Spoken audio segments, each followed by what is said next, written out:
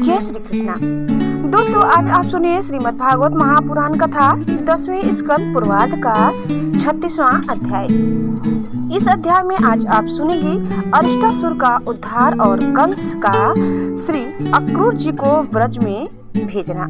श्री सुखदेव जी कहते हैं, परीक्षित, जिस समय भगवान श्री कृष्ण ब्रज में प्रवेश कर रहे थे और वहां आनंद उत्सव की धूम मची हुई थी, उसी समय अरिष्टासुर नाम का एक दैत्य बैल का रूप धारण करके आया। उसका कुकुद या धुआं और टिल डॉल दोनों ही बहुत बड़े बड़े थे।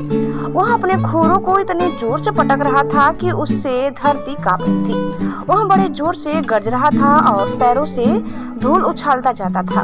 पूंछ खड़े किए हुए था और सींगों से चार दीवारी खेतों की मेड़ आदि तोड़ता जाता था। बीच बीच में बार बार मुद्दा और गोबर छोड़ता जाता था। आंखें फाड़कर इधर उधर दौड़ रहा था। परीक्षित, उसके जोर से हकड़ाने से, निष्ठुर गर्जना से भयवश स्त्रियों और गौओं के 3-4 महीने के गर्भ स्रावित हो जाते थे और 5-6 महीने के गिर जाते थे। और तो क्या कहूँ, उसके कुकुद को पर्वत समझकर बादल उस पर आकर ठहर जाते थे। परीक्षित, उस तीखे सिंह वाले बैल को देखकर गोपियां और गोप सभी भयभीत हो गए। पशु तो इतने डर गए कि अपने रहने का स्थान छोड़कर भाग ही गए। उस समय सभी ब्रजवासी श्री कृष्ण हमें इस भय से बचाओ, इस प्रकार पुकारते हुए भगवान श्री कृष्ण की शरण में आए। भगवान ने देखा कि हमारा गोकुल अत्यंत भयातुर हो रहा है, तब उन्होंने डरने की कोई बात नहीं है यह कहकर सबको ढांढस बधाया और फिर वृक्षासुर को ललकारा, अरे मूर्ख महादुष्ट, तू इन गौओं और ग्वालों को क्यों डरा रहा है? इससे क्या होगा? देख, तुझ जैसे दुरात्मा दुष्टों के बल का घमंड चूर-चूर कर देने वाला यह मैं हूँ। इस प्रकार ललकार कर भगवान ने ताल ठोकी और उसे क्रोधित करने के लिए वे अपने एक सखा के गले में बांह डालकर खड़े हो गए। भगवान श्री कृष्ण की इस चुनौती से वह क्रोध के मारे तिलमिला उठा और अपने खुरों से बड़े जोर से धरती खोदता हुआ श्री कृष्ण की ओर झपटा। उस समय उसकी उठाई हुई पूंछ के धक्के से आकाश के बादल तितर-बितर होने लगी। उसने अपने तीखे सिंह आगे कर दिए। लाल लाल आंखों से टकटकी लगाकर श्री कृष्ण की ओर टेढ़ी नजर से देखता हुआ वह उन पर इतने वेग से टूटा मानो इंद्र के हाथ से छोड़ा हुआ वज्र हो। भगवान श्री कृष्ण ने अपने दोनों हाथों से उसके दोनों सींग पकड़ लिए और जैसे एक हाथी अपने से भिड़ने वाले दूसरे हाथी को पीछे हटा देता है, वैसे ही उन्होंने उसे 18 पग पीछे ठेल कर गिरा दिया। भगवान के इस प्रकार ठेल देने पर वह फिर तुरंत ही उठ खड़ा हुआ और क्रोध से अचेत होकर लंबी लंबी सांस छोड़ता हुआ फिर उन पर झपटा। उस समय उसका सारा शरीर पसीने से लथपथ हो रहा था। भगवान ने जब देखा कि वह अब मुझ पर प्रहार करना ही चाहता है, तब उन्होंने उनके सींग पकड़ लिए और उसे लात मारकर जमीन पर गिरा दिया और फिर पैरों से दबाकर इस प्रकार उसका कचूमर निकाला जैसे कोई गीला कपड़ा निचोड़ रहा हो। इसके बाद उसी का सींग उखाड़कर उसको खूब पीटा, जिससे वह पड़ा ही रह गया। परीक्षित, इस प्रकार वह दैत्य मुंह से खून उगलता और गोबर मुद करता हुआ पैर पटकने लगा। उसकी आंखें उलट गई और उसने बड़े कष्ट के साथ प्राण छोड़े। अब देवता लोग भगवान पर फूल बरसा बरसा कर उनकी स्तुति करने लगे। जब भगवान श्री कृष्ण ने इस प्रकार बैल के रूप में आने वाले अरिष्टासुर को मार डाला, तब सभी गोप उनकी प्रशंसा करने लगे। उन्होंने बलराम जी के साथ गोष्ठ में प्रवेश किया और उन्हें देख देखकर गोपियों के नयन में आनंद से भर गए। परीक्षित, भगवान की लीला अत्यंत अद्भुत है। इधर उधर उन्होंने अरिष्टासुर को मार डाला। तब भगवान में नारद, जो लोगों को शीघ्र से शीघ्र भगवान का दर्शन कराते रहते हैं, कंस के पास पहुंचा। उन्होंने उससे कहा, कंस, जो कन्या तुम्हारे हाथ से छूटकर आकाश में चली गई वह तो यशोदा की पुत्री थी, और ब्रज में जो श्री कृष्ण है वे देवकी के पुत्र है। वहाँ जो बलराम जी हैं वे रोहिणी के पुत्र हैं। वसुदेव ने तुमसे डरकर अपने मित्र नंद के पास उन दोनों को रख दिया है। उन्होंने ही तुम्हारे अनुचर दैत्यों का वध किया है। यह बात सुनते ही कंस की एक एक इंद्रिय क्रोध के मारे कांप उठी। उसने वसुदेव जी को मार डालने के तुरंत तीखी तलवार उठा ली, परंतु नारद जी ने रोक दिया। जब कंस को यह मालूम हो गया कि वसुदेव के लड़के ही हमारे मृत्यु के कारण है, तब उसने देवकी और वसुदेव दोनों ही पति पत्नी को हथकड़ी और बेड़ी से जकड़कर फिर जेल में डाल दिया। जब देवर्षि नारद चले गए तब कंस ने केसी को बुलाया और कहा, तुम ब्रज में जाकर बलराम और कृष्ण को मार डालो। वह चला गया। इसके बाद कंस ने मुष्टिक, चारून, सल, तोसल आदि पहलवानों, मंत्रियों और महावतों को बुलाकर कहा, बीरवत, चारून और मुष्टिक, तुम लोग ध्यानपूर्वक मेरी बात सुनो।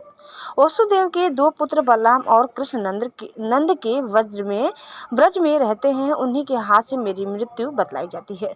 अतः जब वे यहाँ आवे तब तुम लोग उन्हें कुश्ती लड़ाने के बहाने मार डालना।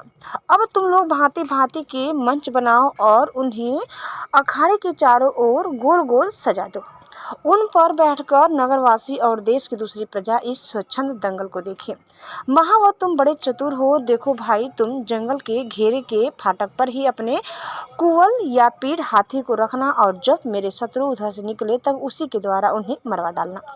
इसी चतुर्दशी को विधि पूर्वक धनुष यज्ञ प्रारंभ कर दो और उसकी सफलता के लिए वरदानी भूतनाथ भैरव को बहुत से पवित्र पशु की बलि चढ़ाओ। परीक्षित कंस तो केवल स्वार्थ साधन का सिद्धांत जानता था, इसलिए उसने मंत्री, पहलवान और महावत को इस प्रकार आज्ञा देकर श्रेष्ठ यदुवंशी अक्रूर को बुलवाया और उनका हाथ अपने हाथ में लेकर बोला, अक्रूर जी, आप तो बड़े उदार दानी है, सब तरह से मेरी आदरणीय है। आज आप मेरा एक मित्रोचित काम कर दीजिए, क्योंकि भोजवंशी और वृष्णिवंशी यादव में आपसे बढ़कर मेरी भलाई करने वाला दूसरा कोई नहीं है। यह काम बहुत बड़ा है, इसलिए मेरे मित्र, मैंने आपका आश्रय लिया है। ठीक वैसे हो जैसे इंद्र समर्थ होने पर भी विष्णु का आश्रय लेकर अपना स्वार्थ साधता रहता है। आप नंदराय के व्रज में जाइए, वहाँ वसुदेव जी की 2 पुत्र हैं, उन्हें इसी रथ पर चढ़ाकर यहाँ ले आइए। बस अब इस काम में देर नहीं होनी चाहिए। सुनते हैं विष्णु के भरोसे जीने वाले देवताओं ने उन दोनों को मेरी मृत्यु का कारण निश्चित किया है, इसलिए आप उन दोनों को तो ले आइए, साथ ही नंद आदि गोपों को भी बड़ी बड़ी भेंटों के साथ ले आइए। यहाँ आने पर मैं उन्हें अपने काल समान कुवल या पीढ़ हाथी को मरवा डालूंगा। यदि वे कदाचित उस हाथी से बच गए तो मैं अपने ब्रज के समान मजबूत और फुर्तीले पहलवान मुष्टिक, चारून आदि से उन्हें मरवा डालूंगा। उनके मारे जाने पर वसुदेव आदि वृष्णि, भोज और दयार वंशी उनके भाई बंधु शोकाकुल हो जाएंगे। फिर उन्हें मैं अपने हाथों से मार डालूंगा। मेरा पति उग्रसेन यूँ तो बूढ़ा हो गया है, परंतु अभी उसको राज्य का लोभ बना हुआ है। यह सब कर चुकने के बाद मैं उसको, उसके भाई देवक को और दूसरे भी जो जो मुझसे द्वेष करने वाले हैं उन सबको तलवार से घाट उतार दूंगा। मेरे मित्र अक्रूर जी, फिर तो मैं होऊंगा और आप होंगे तथा होगा इस पृथ्वी का अकंटक राज्य। जरासंध हमारे बड़े बूढ़े ससुर हैं और वानर राज द्विज जी मेरे प्यारे सखा हैं। संबरासुर, नरकासुर और बाणासुर ये तो मुझसे मित्रता करते ही है, मेरा मुंह देखते रहते हैं। इन सब की सहायता से मैं देवताओं के पक्षपाती नरपतियों को मारकर पृथ्वी का अकंटक राज्य भोगूंगा। यह सब अपनी गुप्त बातें मैंने आपको बतला दी। अब आप जल्दी से जल्दी बलराम और कृष्ण को यहाँ ले आइए। अभी तो वे बच्चे ही हैं, उनको मार डालने में क्या लगता है। उनसे केवल इतनी ही बात कहिएगा कि वे लोग धनुष यज्ञ के दर्शन और यदुवंशियों की राजधानी मथुरा की शोभा देखने के लिए यहाँ आ जाए। अक्रूर जी ने कहा, महाराज, आप अपनी मृत्यु, अपना अरिष्ट दूर करना चाहते हैं, इसलिए आपका ऐसा सोचना ठीक ही है। मनुष्य को चाहिए कि चाहे सफलता हो या असफलता, दोनों के प्रति समभाव रखकर अपना काम करता जाए। फल तो प्रयत्न से नहीं, देवी प्रेरणा से मिलते हैं। मनुष्य बड़े बड़े मनोरथों को पुल बांधता रहता है, परंतु वह यह नहीं जानता कि दैव ने, प्रारब्ध ने इसे पहले से ही नष्ट कर रखा है। यही कारण है कि कभी प्रारब्ध के अनुकूल होने पर प्रयत्न सफल हो जाता है तो वह हर्ष से फूल उठता है, और प्रतिकूल होने पर विफल हो जाता है तो शोकग्रस्त हो जाता है। फिर भी मैं आपकी आज्ञा का पालन तो कर ही रहा हूँ। श्री सुखदेव जी कहते हैं, कंस ने मंत्रियों और अक्रूर जी को इस प्रकार की आज्ञा देकर सबको विदा कर दिया। तदंतर वह अपने महल में चला गया और अक्रूर जी अपने घर लौट आए। तो दोस्तों इस प्रकार कथा यही समाप्त करते हैं। उम्मीद करते हैं कि आपको हमारी आज की कथा जरूर पसंद आई होगी। कैसे लगे कमेंट करके बताइए। चैनल में नए हैं तो प्लीज़ लाइक शेयर और सब्सक्राइब करना न भूलें। धन्यवाद। जय श्री कृष्णा, जय श्री मन नारायण। एक बार प्रेम से बोलिए श्री बांके बिहारी लाल की जय।